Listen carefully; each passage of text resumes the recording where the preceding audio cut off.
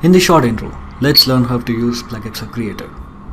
First thing you can do is click on Assets. You can add any asset you want. The asset will be added to the scene. You can see set of control added to the cube now. These are called as Samsung controls. You can use Samsung controls to drag your model anywhere into the scene. You can see controls on the right hand side. You can use these controls as well to position your model anywhere in the scene. And you can click on rotate button here or E on your keyboard as a shortcut to access rotation properties of model and rotate as you need. And then there's a scale button here. You can scale your object. You can use scale button or R on your keyboard as a shortcut, and you can see the values and you can enter them manually here. These get updated dynamically.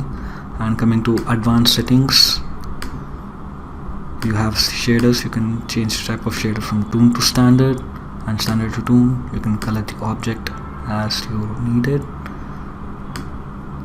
Everything happens dynamically. These are the furthermore settings for the material. And here you see list of objects that are currently there in your scene. And this is 2D 3D view. You can toggle between 2D and 3D view. You can zoom in, zoom out of the scene. You can make your project in full screen view, escape to exit full screen. You can delete the object by clicking the button or delete key on your keyboard. You can click Ctrl Z or Command Z on your keyboard to undo and certain action, or Shift Z to redo certain action. And then you can focus on the model, particular model, by clicking this button and again recenter to the scene.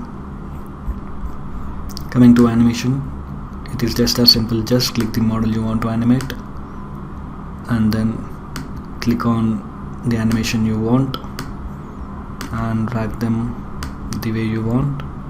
Just click on play. You see the animation happening. If you want to just rotate the direction, that's also simple.